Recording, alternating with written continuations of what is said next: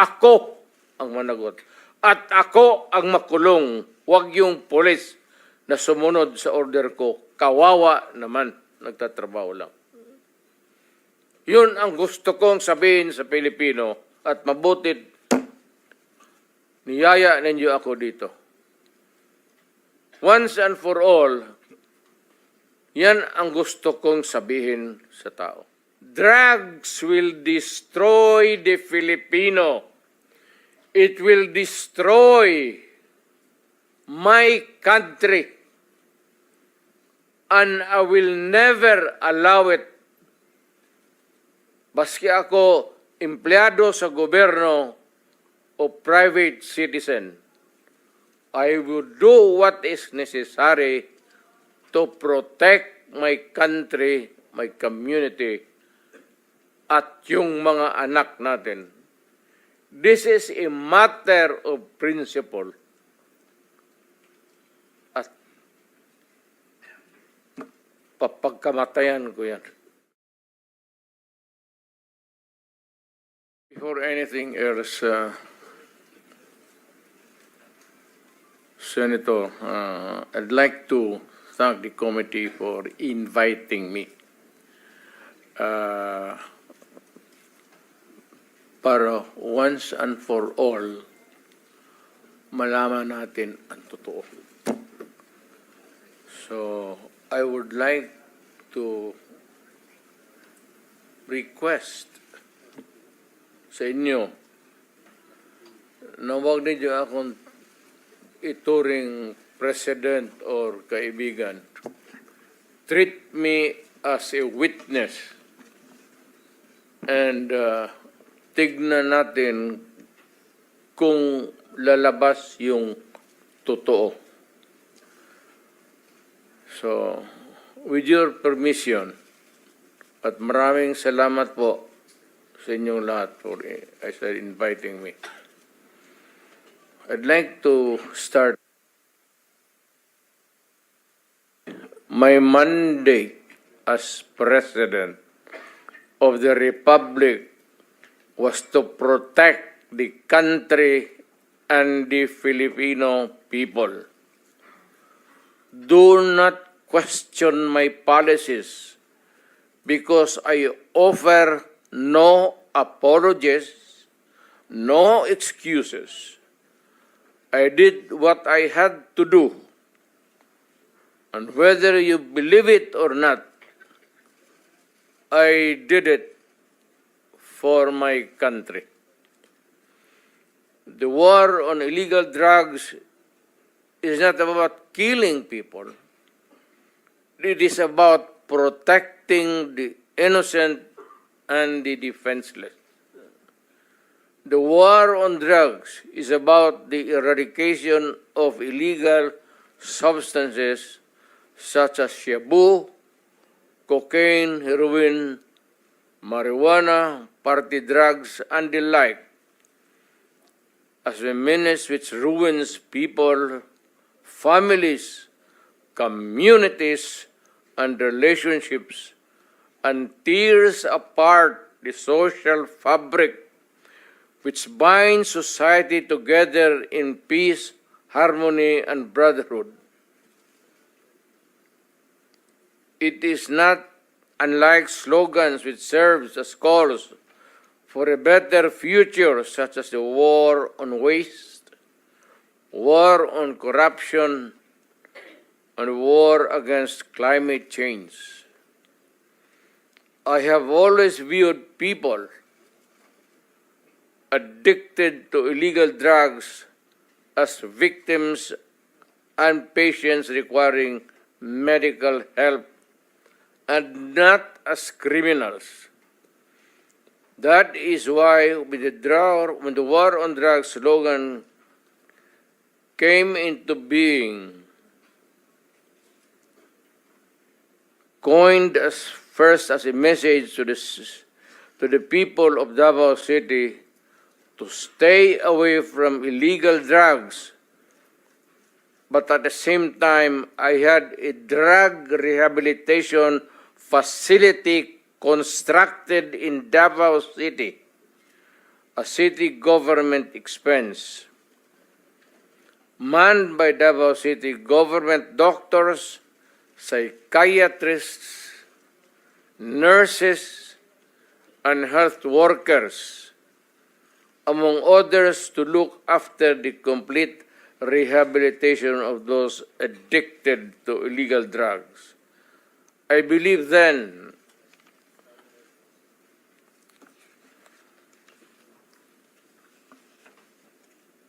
and I still believe now that rehabilitation and not fear of death or incarceration to be the key to the return of the addicted individuals back to the mainstream of a just and forgiving society.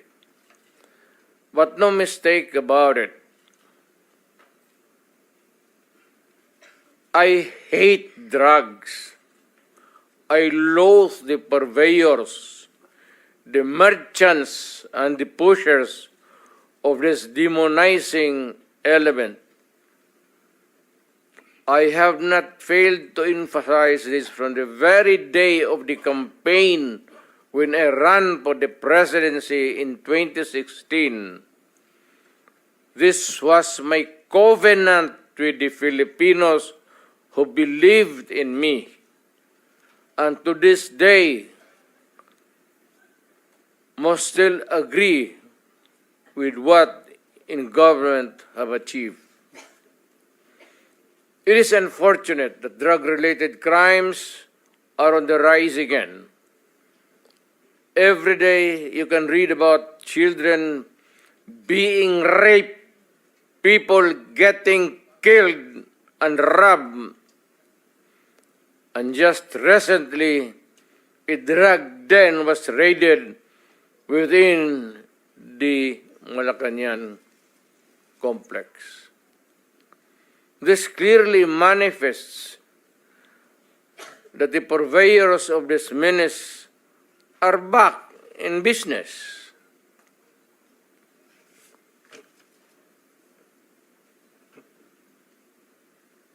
Ano? Gawain natin. The Filipinos are anxious and distressed. Self-preservation is still the first law of nature. It is instinct. It is recognized in our laws as self-defense. That is why I have always told the police authorities and operatives to be mindful of this basic law of nature. However, I tell them not to abuse their authority and power, and hindi ko talaga pinayagan yung abuso ng pulis o sundalo kailanman sa buong buhay ko and as mayor for so many years and as president, in the guise of protecting themselves. But when your very life is placed at risk, and it can be snuffed out in a matter of seconds, then and only then must you act accordingly. Repel the aggression only in self-defense. Alam mo, matagal ako nagturo sa aming bayan sa Police Academy. When I was a prosecutor, to augment my income, noon na bago akong kasal, nagturo ako sa pulis. Ang sinabi ko talaga sa kanila, when you are arresting a criminal, you are not supposed to request him to surrender. Rather, you have to overcome the resistance. However, pag ayaw, it's the duty of the police is to overcome the resistance kung ayaw mag-surrender. At kung may baril, at kung tingin mo, sabi ko sa mga pulis doon sa academy, mamamatay ka, barilin mo. Barilin mo sa ulo. Patayin mo at least one less criminal in the community. Yun ang utos ko when I was a fiscal and I was a professor doon sa Police Academy. Yun ang turo ko sa kanila. No quarters given, no quarters asked. Criminal ito.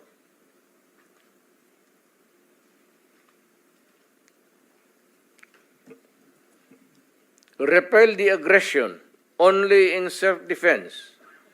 Do not make orphans of your children and widows of your wives. I don't want that in my conscience as mayor and president. Hindi ko mabigat yan sa konsensya ko. I have warned, but before that, my job as president was never easy, and it was not meant to be. I have tried to do the best I can to address the problem of illegal drugs firmly and without compromise. For all of its successes and shortcomings, I alone take full legal responsibility sa lahat na nagawa ng mga pulis pursuant to my order. Ako ang managot. At ako ang makulong. Huwag yung pulis na sumunod sa order ko. Kawawa naman, nagtatrabaho lang. Yun ang gusto kong sabihin sa Pilipino at mabutit niyaya ninyo ako dito. Once and for all, yan ang gusto kong sabihin sa tao.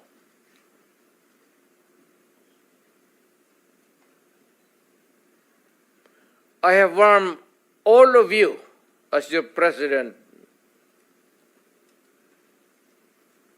then and as a private citizen now.